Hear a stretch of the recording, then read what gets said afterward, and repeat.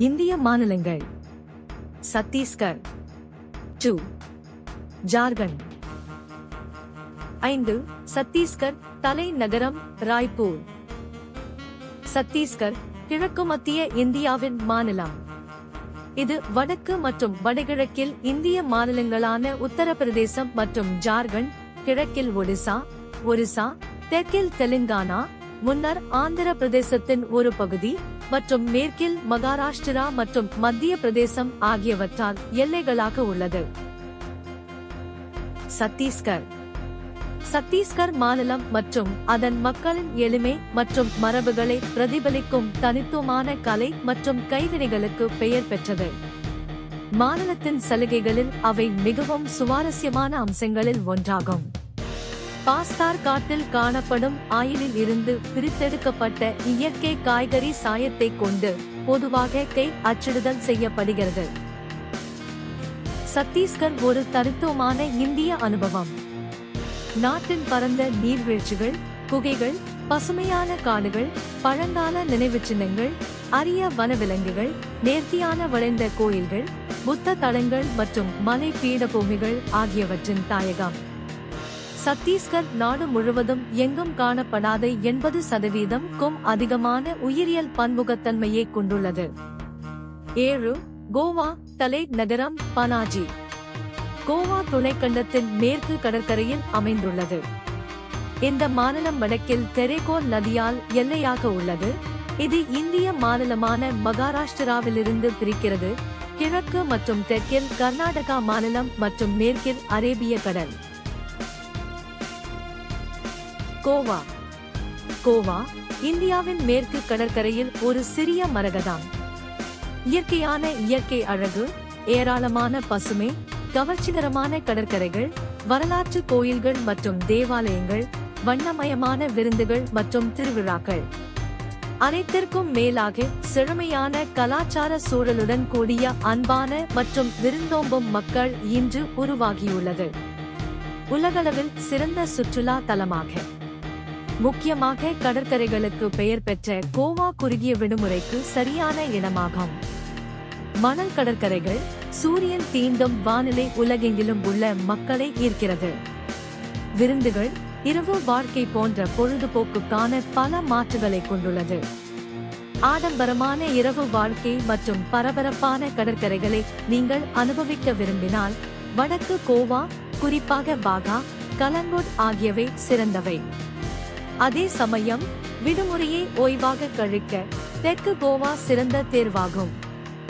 அகோண்டா, கோல்வா போன்ற தூய்மையான, அமைதியான கடற்கரைகள் பல ஓய்வு விடுதிகளை கொண்டுள்ளது. குஜராத் தலைநகரம் காந்திநகர். இது வடகிழக்கில் ராஜஸ்தான், தெற்கே தாத்ரா மற்றும் நாகர் ஹவேலி மற்றும் டாமன் மற்றும் டையூ, தென்கிழக்கில் மகாராஷ்டிரா, கிழக்கில் மத்திய பிரதேசம் மற்றும் மேற்கில் அரேபிய கடல் மற்றும் பாகிஸ்தானின் சிந்து மாகாணம் ஆகியவற்றின் எல்லைகளாக உள்ளது. குஜராத்தின் தலைநகரம் காந்திநகர், அதன் மிகப்பெரிய நகரம் அகமதாபாத். குஜராத் கலாச்சார பன்முகத்தன்மை கொண்ட ஒரு செழிப்பான மாநிலம்.